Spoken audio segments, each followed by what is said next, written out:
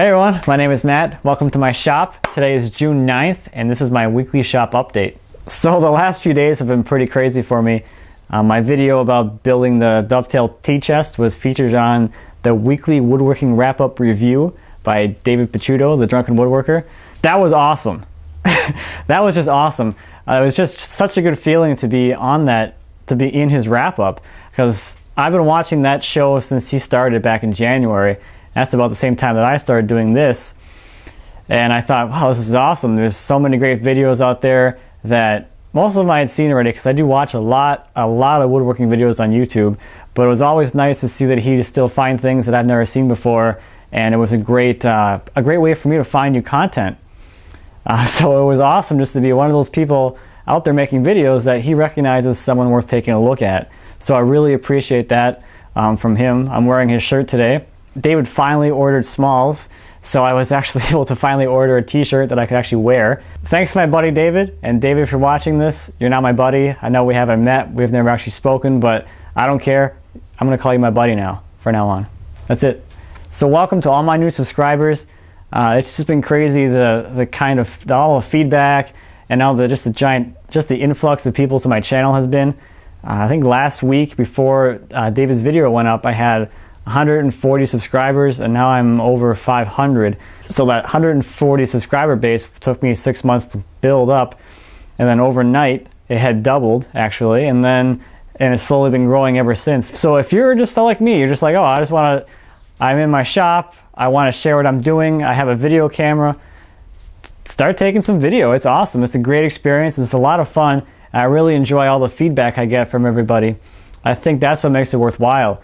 It's one thing to just create a video and put it out there, but when you have people actually commenting and talking about it and getting back to you, and you can actually have that two-way dialogue with someone, it becomes a really powerful medium. You know, especially for me, because in my real life, I guess no better way to say that, I don't really have anyone to talk shop with. I'm doing stuff out here, but no one really understands what I'm doing. No one really cares how I cut a dovetail or how I do something over here on my table saw or my bandsaw or what kind of joiner I have. No one's really into that. So it's really fun to be able to talk shop to this camera and know that there's someone on the other end watching it that's having some sort of thought process and is able to communicate back to me. So this is my way of talking shop. So with all that said, let's talk about what I've been working on. So I promise we'll get to something woodworking related, but I wanted to show you and to share with you something I've been working on this past weekend on the other side of this wall. Out behind me is our backyard, side yard patio area, and I actually removed it this past weekend and dug out a big hole. So I have a giant hole in my backyard right now. Let me just show you that real quick. I think you'll be interested in taking a look at that, seeing what I've done so far, and I think you'll be interested in following along with that project as I get going on it. Typically for me, the summer is sort of the slow time for woodworking, just because I prefer to be outside. Here in Minnesota, we don't get a lot of warm weather. So the warm weather we do get, I tend to cherish. So let me show you what I got going on back here. Okay, so if we open up the door here and we look outside, I have a giant hole in here. This used to be a raised patio. When you walk out the basement door here and out the shop, there'd be a flat area here, and you go up some steps. You can kind of see on the wall where the level used to be, all the way across there. And then there were steps that went back down to the driveway. So I spent the weekend with the Bobcat digging out this whole area.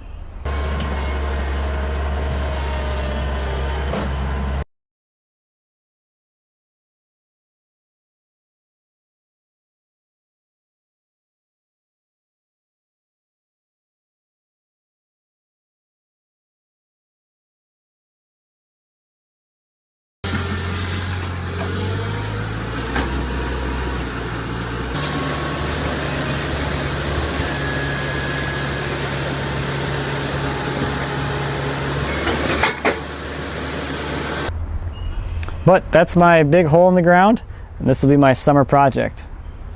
And here's a little before and after shot.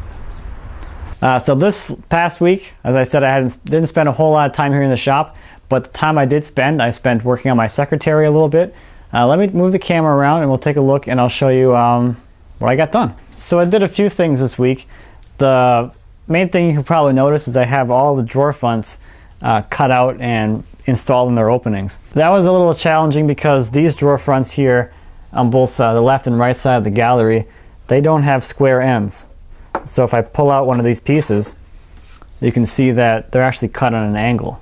So that made it a little bit more challenging to get the fit right, but I was able to do it fairly easily once I got comfortable with the fact that I was cutting them out at an angle and I had to kind of fit them in perfectly. Now the center drawer fronts were obviously a lot easier because they're square, so no real surprises there. Now on these drawer fronts here on both the left and the right that have the angle cuts on them, they are going to be carved out or shaped to be the same profile as the horizontal dividers.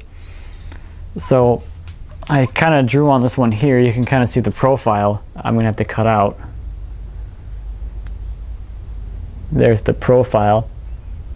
So that's the back profile, and then there'll be another profile for the front. So this will be a curved drawer front with, like I said, the angled sides. So this should be a fun drawer to build. Got to build 6 of them, so hopefully it won't be too bad. I've never done any dovetailing that's not been square, I guess, so that should be interesting. Always looking for a new challenge. The other thing that I'll touch on that I worked on this week was the prospect box. I did a few things here. As you can see, I added the vertical divider on the inside, but I also added a back to it. See, I have a few shiplap boards here attached to the back, and now it really hides those hidden compartments. And then I can just slide that right back in. Oop, there we go. Oh, one more thing I almost forgot. I did start milling up all the drawer bottoms. I've got a stack of stock over here that's been just resting for a little bit, but the drawer bottoms are going to be 5/8 of an inch thick, and they're all hard maple just like all my other secondary wood. So I have a bunch of these pieces just waiting to be glued up into panels. The drawer bottoms are, I think they're going to be 17 or 16.5 inches wide, so they're pretty big drawers. So that's all I have for this week. Thank you to everyone who left me comments the last week, the last few days. The comments have been great. I really appreciate those. Welcome to all my new subscribers. And if you have any questions about anything I talked about today or anything here in my shop, please leave me a comment. I always appreciate those. I'm always happy to answer any questions. And until next week, happy woodworking.